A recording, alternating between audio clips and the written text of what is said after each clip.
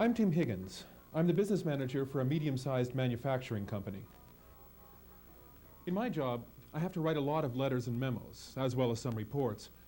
Frankly, I had a lot of trouble at first. It took me a long time to write a letter, and often I wasn't satisfied with the result. Then I was introduced to a new method that really streamlined my approach. I want to tell you about it, because it can help you write better letters and memos, and write them a lot more easily. First, I'll show you how to get off to a fast start. Then, I'll show you how to write a good letter. And finally, we'll look at report writing.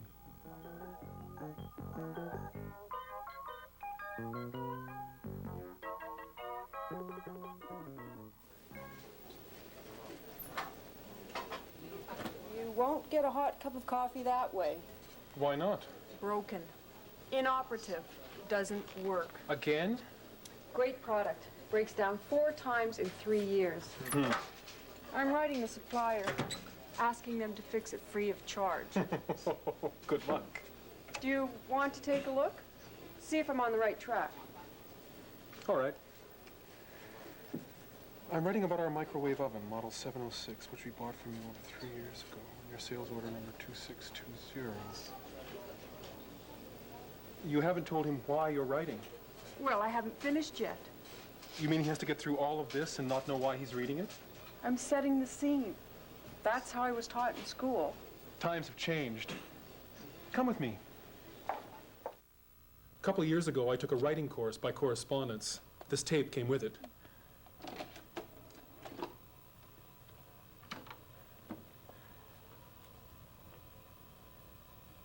Now, if I can just find the right place. There. Now, that's Ron Blick. He designed the course. What I'd like to ask you now is, do you remember the climactic method of writing?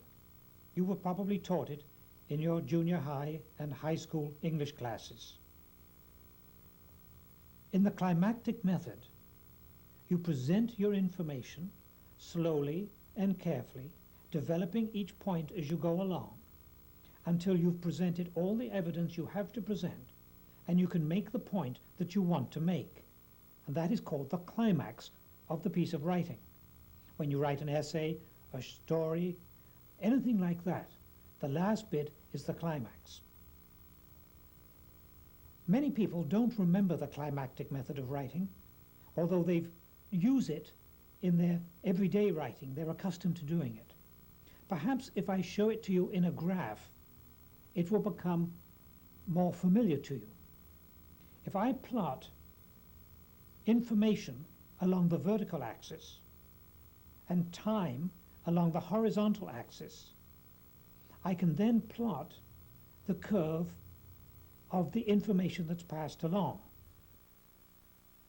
In the climactic method of writing, we present the evidence along the slope, all the facts and figures that you need, until you reach the top of the curve, which is called the main message, or the climax.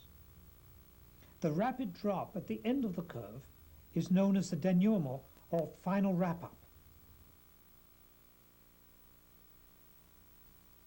Now, I'll give you an example. Up at Fort McMurray, a friend of mine by the name of Jack Binscarth is testing samples of oil.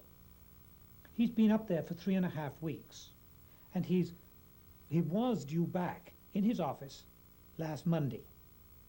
But on the previous Friday, he realized that he would not be finished the job in time, and so he wrote a letter to his boss, Fred Stokes, telling Fred that there'd been a delay and that he would be back 11 days later. He wrote his letter in the climactic method, and the best way for me to show you the climactic method is to read bits of it to you, and you can watch it on the graph. Dear Fred, he wrote, I ran into a problem as soon as I arrived at Fort McMurray. The spectrophotometer I had brought with me was shaken out of calibration, and I had to send it to Edmund to be recalibrated. This took 4 days. Then, when I started analyzing the samples, I discovered that 64 of them had been contaminated by rain that had seeped into the storage room.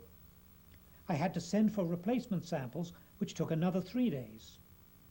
Finally, when the samples arrived, there was a strike of refinery personnel and the driver of the delivery truck would not cross the picket line.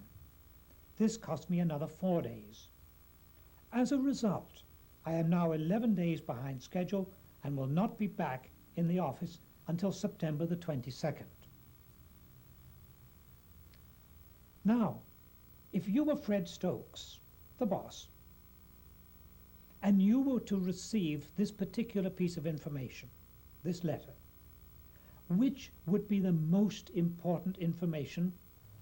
He's going to be late, 11 days late. Fred would probably want to know when Jack is going to be back in the office.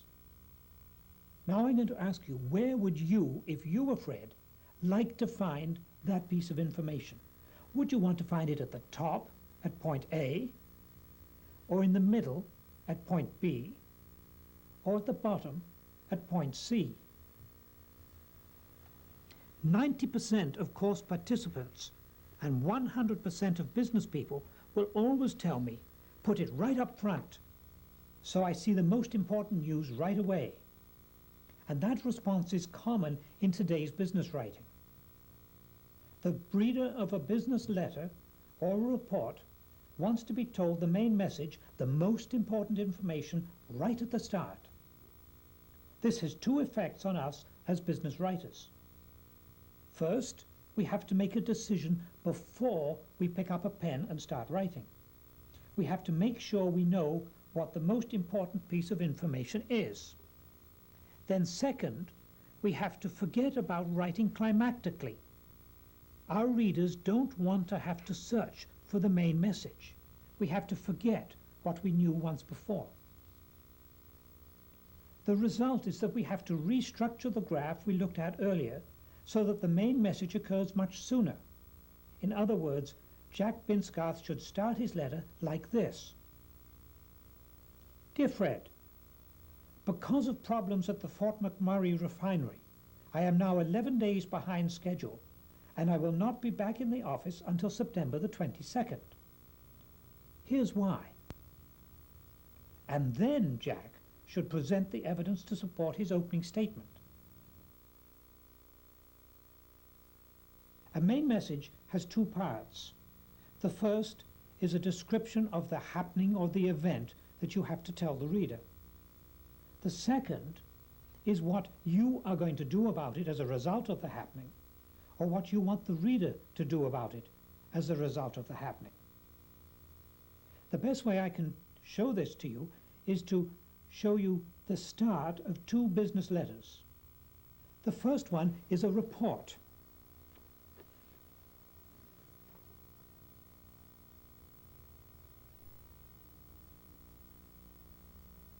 This opening statement tells Mr. Kovacs there is a problem and what he has to do about it. Thus it satisfies the two requirements for a main message. Tell the reader what's happened, say what you want done. Now this second letter is an in-house memorandum from an employee to her department manager.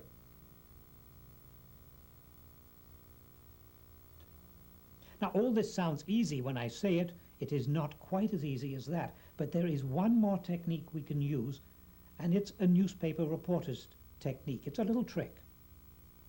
Whenever a newspaper reporter starts to write an article or a story, he uses 6 words which we call the 6 hidden words. These words are, I want to tell you that. What he's saying is, finish the sentence after those 6 words. Now, to finish the sentence in a business letter or a report means you've got to make a decision. Whatever you write is the decision you've made. And then once you've written down that decision, the I want to tell you that, you write the decision, you strike out the 6 words. Go to your newspaper tonight. See how it works. Silently place those 6 words in front of the first paragraph of every lead story, and you'll find they will fit every time. I can almost guarantee it. Not only that, a good business letter writer And a good report writer will do exactly the same thing, almost unknowingly, and you can use this technique. Let's go back to those 2 letters we've just looked at and try putting the 6 words in front of them.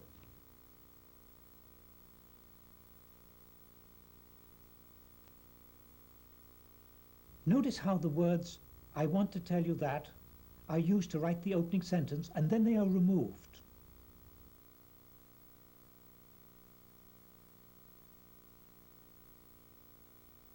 This technique has been used by news writers for many, many years. It has been applied to business writing for only the past 12 to 15 years, but it has become one of the main methods that will help you streamline your letter and report writing. Now, I've got 3 examples of letters that previous students have written to Mr. Wong, and I'm going to show you the opening statements of each one.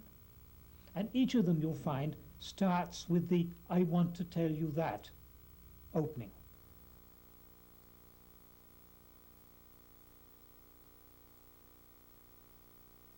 You knew this was on the videotape. Sure. How do you feel about starting a letter with the word "I"? Many of us were taught that we should never be so presumptuous. In today's business world, you may use "I" at the start of a letter or any informal report. After all, you are writing to someone, and to use "I" and "you" in your letter is the best way to humanize your writing. Here's another one.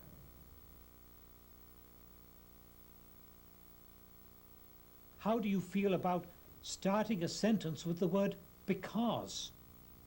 Again, you may have been taught that you should never do so. Again, in today's business world, it's okay. Personally, I like to start a sentence with the word "because" when I have a cause and effect situation to describe. It sends a signal to the reader. It says that I'm going to be describing a situation where something has happened and there has been a result.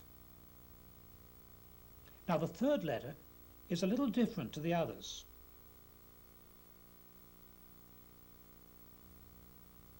How do you feel about those opening words? Are they too abrasive? Or do you think they effectively convey the reader's annoyance? No, I prefer the first one.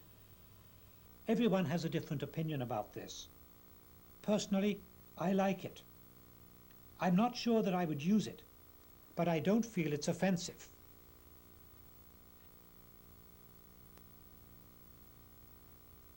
There's a significant advantage in placing the main message right up front. When you write a letter in the climactic method, your letter may be, shall we say, that long. But when you write it in the immediate method, it will shrink by about 25%. From your point of view as a report writer, that is an advantage. And from the reader's point of view, it's an even greater advantage. The immediate method of writing helps you streamline your writing significantly. We have another word we use for the immediate method of writing, and it's called the pyramid technique.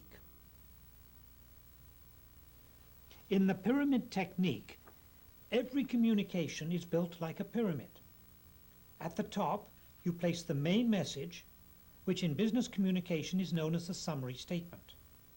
Then you support the main message on a firm base, which is the evidence or supporting details you have to offer.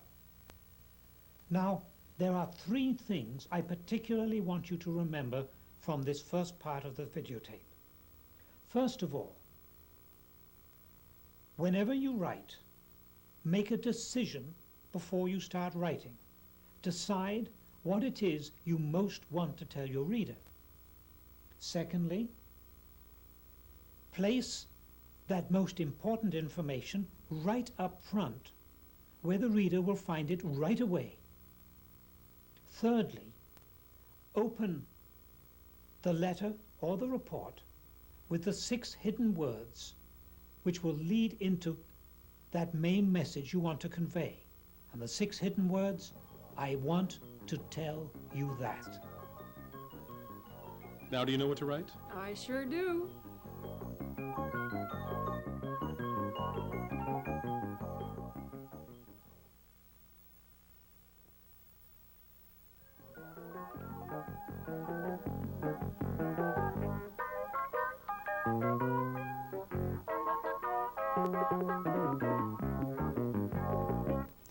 Look, Mr. Lear, all you have to do is sign the forms.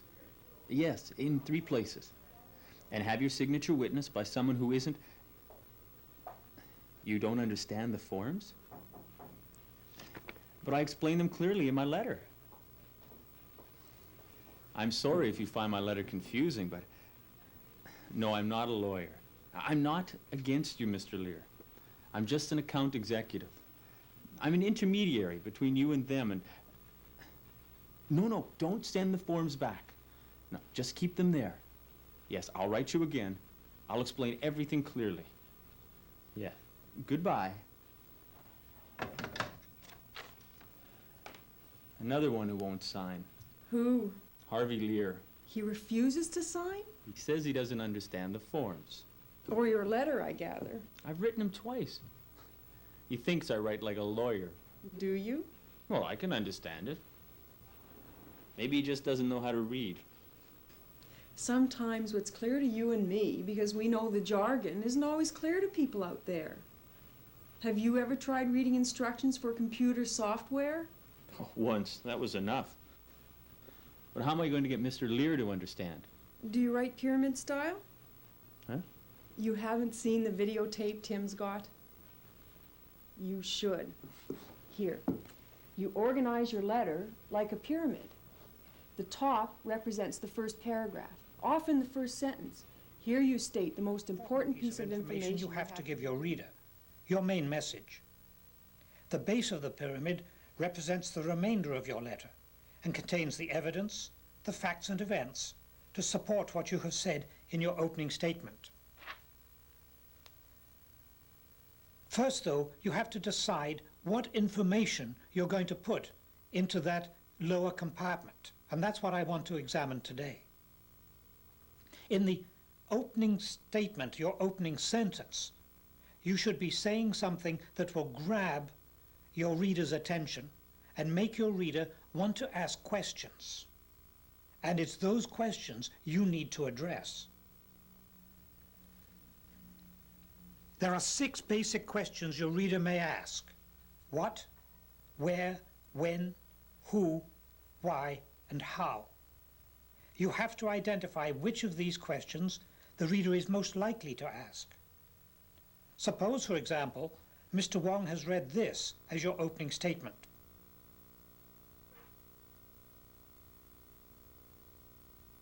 Which of the 6 basic questions do you think he's likely to ask? Probably he will want to know what microwave oven and what has happened to it. He might want to know where the microwave oven is. He will want to know when the oven was bought and when it had to be repaired previously. He's unlikely to want to know who was involved, why the faults have happened, or how they happened. In other circumstances, you might need to answer all 6 questions. When reporting a traffic accident, for example. This time the reader would want to know what happened, where you were, when it happened, who was involved, possibly why it happened, and how it happened. Now that you know what information you want to put into the lower compartment of your letter, now you need to arrange it in a sequence, and we go back to the pyramid for that. Consider the pyramid as having 2 main compartments of information, the main message and the supporting details. We subdivide the larger compartment, the supporting details, into 3 smaller compartments. The upper part we label the background because in it we place information leading up to the event, or the facts, that you want to present. In other words, we answer the questions where, when, and who. Where did this happen? When did it happen? And who was involved? The middle part we label facts and events because it contains the main details. It answers the questions what, why, and how. What happened? Why did it happen? And how did it happen? The final part is labeled outcome because it describes what the result is. It answers one question, What is the outcome or effect of what has happened? Finally, we divide the letter into one of two categories. There are letters that tell, that purely inform, and there are letters that sell, that are meant to persuade or convince a reader. I prefer to differentiate between these in the final writing compartment. For the informative letter, the final compartment can properly be labeled outcome, because all you do is simply describe the result. But for a persuasive letter, I want my reader to do something, to react to my final statement. So I label the final compartment action. Now that we've learned how to plan a letter, let's spend a few moments talking about the letter style. Letters are much more informal nowadays than they used to be. They are also much more personal. Instead of addressing a person as "Dear Sir," "Dear Madam," it's much more common nowadays to use the person's name. Indeed, in many letters you'll find that people are addressing each other by their first names. Now, how can you tell whether you should be using a person's first name? If that person has already written to you, take a look at the way they sign their letter. If they sign their letter in full with the first name, that's inviting you to address them by their first name. Also consider using the personal pronouns I, you, your, my, our, because that makes your letter much more human. Stress their personal pronouns, the you and the your, because that tells your reader that you're particularly considering them. And always start with a positive opening, a strong phrase, avoiding openings like this, with reference to, pursuant to, in answer to.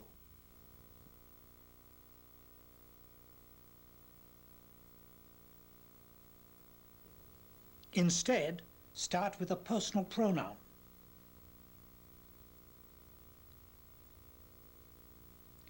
Similarly, always close on a positive note.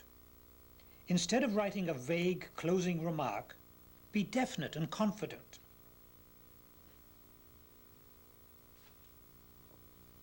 Here's another wishy-washy closing remark. Always end with a friendly, definite closing and then remark. just stop. Well, if you're such an expert, why don't you write, Mr. Lear? Your letter got the microwave oven fixed. Tell you what I'll do. You write the letter. I'll go over it for you. Okay. And if it works, if Mr. Lear signs, I'll buy you lunch. It's a deal.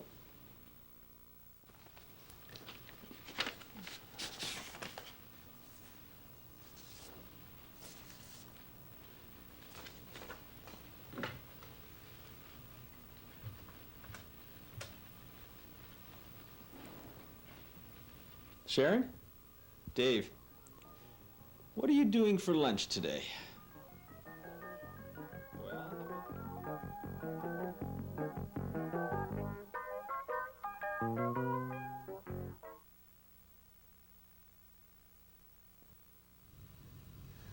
That's Harry Carr. He's a machinist for multiple industries. The box he's carrying is heavy. It contains machine tools and weighs all of 25 kilograms. He's headed for the entrance to the machine shop. Beyond the door, there's a small landing, and running parallel to the wall are 8 stone steps leading down to the floor of the shop. What Harry doesn't know is that the steps have just been washed, and they're still wet. Now Harry has to negotiate his way carefully down the steps to the stone floor and...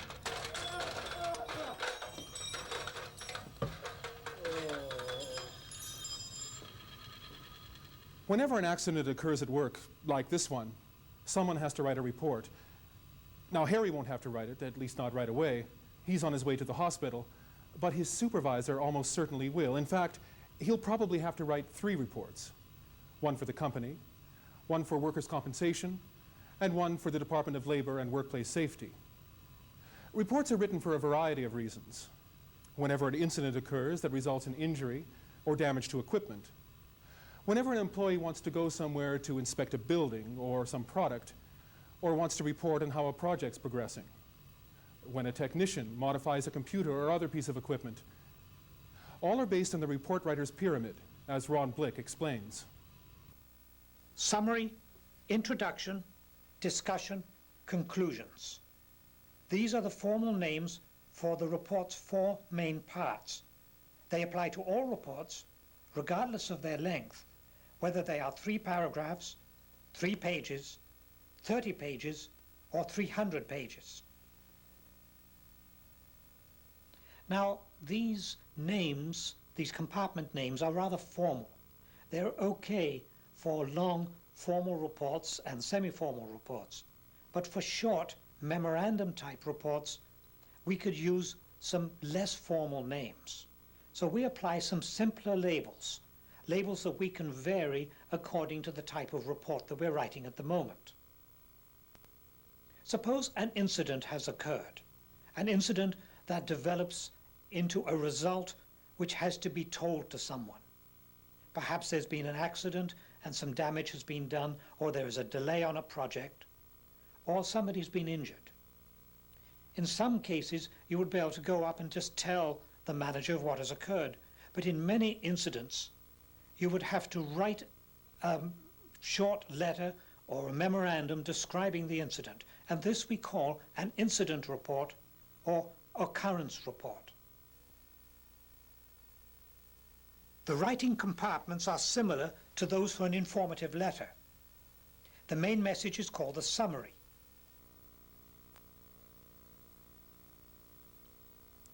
This is a typical summary for an incident report. It simply provides the main details the reader needs to know. The situation compartment in a report has the same function as the background compartment in a business letter.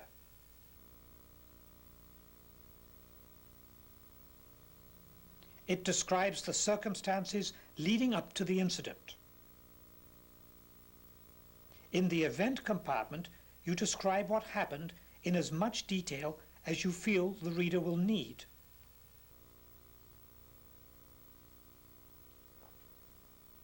The last compartment is the outcome. The outcome describes the results of the incident and the effect that it has had. Now, this is rather a short memorandum, probably shorter than you would write in the real case, but it provides a useful demonstration of the coherence that can occur when you string the parts of a memorandum together using writing compartments. Let's assume now that you've gone away from your normal place of work, perhaps to attend a conference, to go to a seminar, perhaps to examine a process or some equipment in somebody's plant, or perhaps to investigate a problem. When you return, you will be expected to write what we call a field trip report. It's rather like an incident report as far as the writing compartments are concerned. The summary briefly describes the purpose of the trip and the outcome.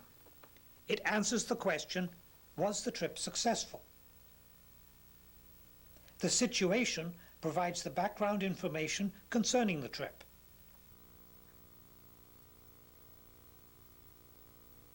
It answers 4 questions: who went where, why, and when. Often, the summary and the situation are short enough to be written as a single paragraph. The next compartment, the trip details, can be broken into 3 subcompartments. Your reader wants to know what you have done, so first describe the work you have completed. If problems have affected the job, describe them next and mention the effect they have had. Finally, describe what work you could not do. The outcome sums up the results of the trip. Ideally, it also states what arrangements have been made to complete the work or what you suggest should be done. On some field trips, you go to inspect something. You inspect some equipment, you inspect the quality or the quantity of work done, or you inspect progress. When you return, this time you write what we call an inspection report, and the parts, the writing compartments, are rather similar to those for a field trip report. The summary defines the purpose of the inspection and the main results.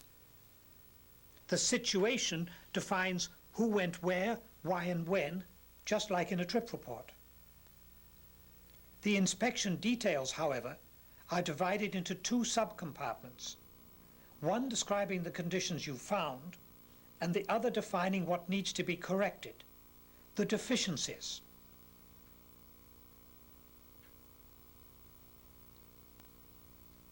It's important that you understand the difference between conditions found and deficiencies.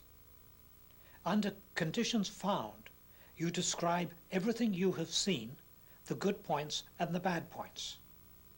Under deficiencies, you list every item that needs to be remedied or corrected, item by item. The last report we're going to look at is called the progress report. If you are assigned a task that is going to take some time, shall we say 2 to 3 months or even longer, your manager will expect you to write a report at several occasions along the way. Occasionally, you could possibly phone in the details, but more often, management expects you to provide a written document of your progress. The basic writing pyramid can be used to structure the report just as it has been for other short reports. The summary describes very briefly how the project is progressing.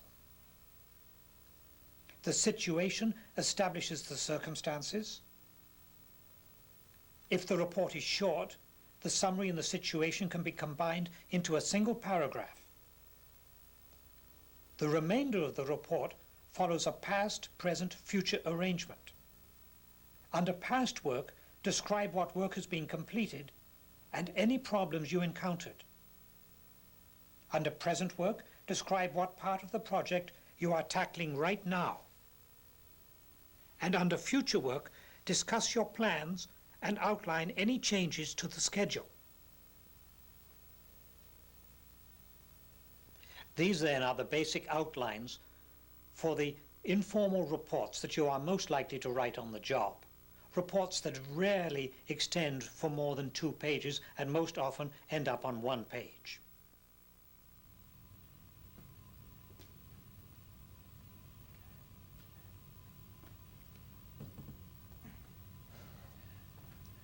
I hope you won't have to do anything as dramatic as this before you write a report. But when you do write, just remember the 4 basic compartments: a summary of the purpose and the main result, a brief outline of the situation or the circumstances, a full description of the details, and a brief comment on the outcome.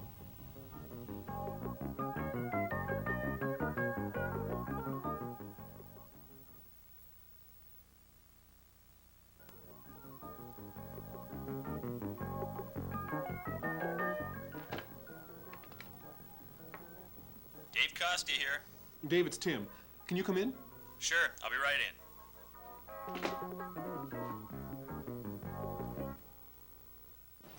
I've just heard from Quonset Corporation. They like your proposal. Great, but will they buy? Could be. They want you to conduct a detailed study. They're thinking of installing 220 terminals. 220? Mm-hmm. We want to know the purchase price, predicted effect on sales, length of time to install, amount of operator training required, and the total cost recovery time. Sounds promising. They've really thought this through. But there is a catch. They need the report by the 29th. That's only 10 days. 10 days? Out of the question.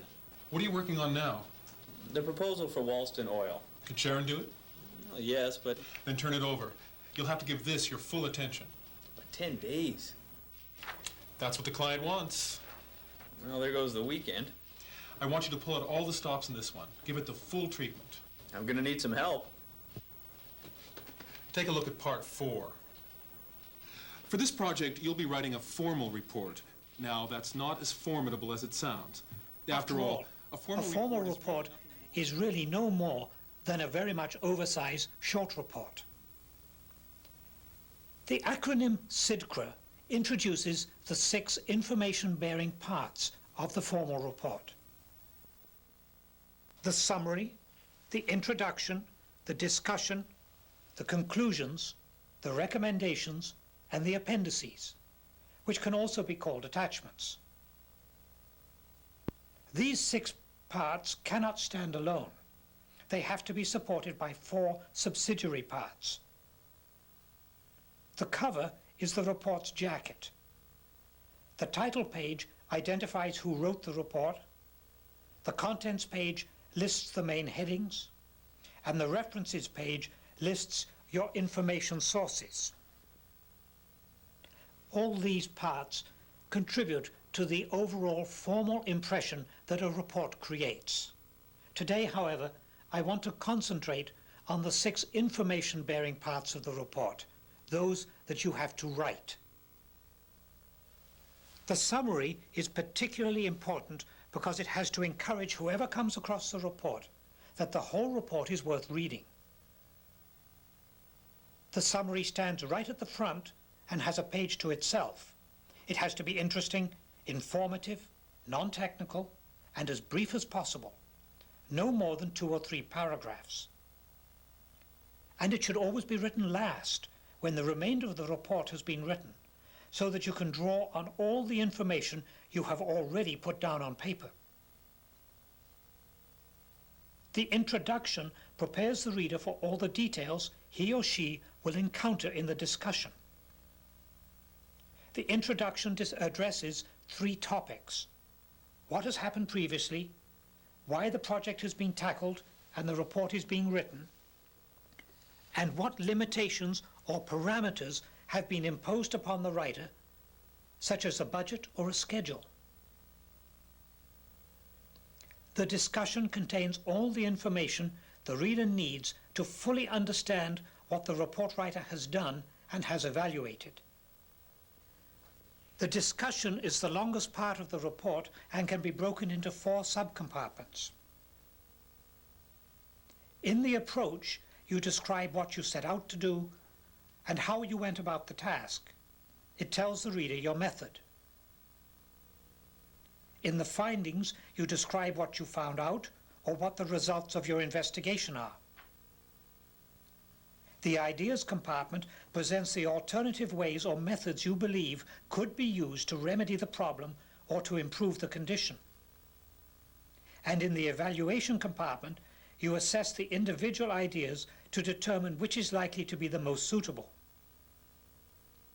There are 2 ways to present and evaluate the ideas. In the method we have looked at already, the ideas and evaluation compartments are kept separate.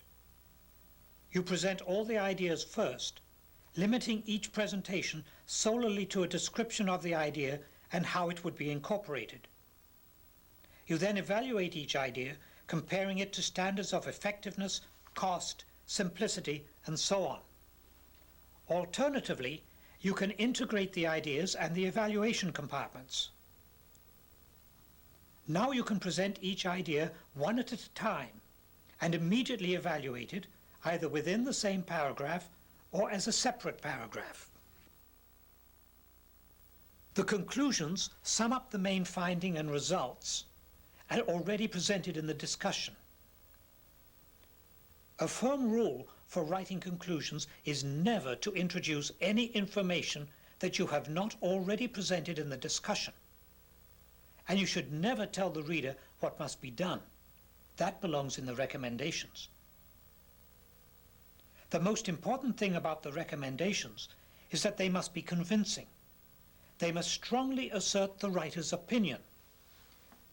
This means avoiding starting with the wishy-washy, "It is recommended that." Replace it with a strong, affirmative, "I recommend," or if you cannot use "I" because you're writing for your company, use "we recommend." Also remember that the recommendations can never introduce new information. Never have anything that has not been discussed previously. The appendices are like the attachments of a semi-formal report. They hold all the documentation that would be too cumbersome or too intrusive to insert in the main body of the report. Have you noticed that the formal report really presents the same information 3 times? The first time is in the summary, which is just a brief synopsis. The second time is in the introduction and discussion. This time the reader receives all the details needed to be assured the report writer has done a thorough job. The third time is in the conclusions and recommendations, the terminal summary, which sums up the main conclusions and points to what should be done next. This arrangement of information, the SIDCRA arrangement, is traditional, but it can be rearranged under special circumstances. Often we have to think of a busy executive who may pick up a report, read the summary, go through the introduction, and then leaf through the rest of the report to find the conclusions and, of course, the recommendations, which is probably the item he's most interested in. For a busy executive like that, we can arrange the information so that we take the conclusions and the recommendations and bring them forward so that they follow immediately after the introduction and before the discussion. Apart from the obvious advantage to readers who want to read the most important information right away, this alternative arrangement also permits you to address audiences of varying technical knowledge. You can make the summary totally non-technical, as you should anyway, so that anyone picking up the report will understand the purpose and the main outcome. You can make the introduction, conclusions, and recommendations partly technical, couched in a language that will suit business managers. And you can make the discussion and the appendices fully technical to suit the technical specialists in your area of expertise, since they will be able to handle the complexities of the subject. Both arrangements of information are widely used and are popular. Often the best choice is that which suits you as a writer and perhaps your readers. If a report is very long, you may feel it's better to bring the conclusions and recommendations forward so that they won't be buried. And that brings us to the end of the final segment. And I'd like to sum up with a brief review. Whenever you have to write, identify your main message and place it right up front at the top of the pyramid.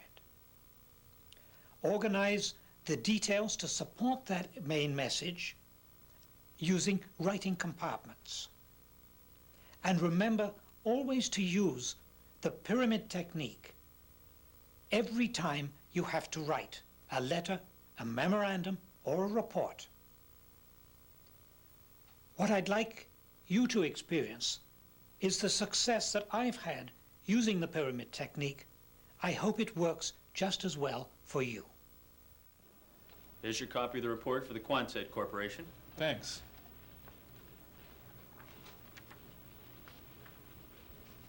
Executive summary. Introduction. Established your criteria. Good. Discussion.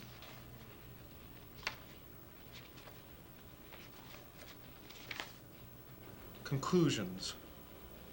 You chose the traditional format. Yes, they're a fairly conservative company. Recommendations. Short and to the point. Appendices. First glance, I'm impressed. Well done. Thank you. Then I'll take it over to Quonset Corporation. There. See what you can do with a little help.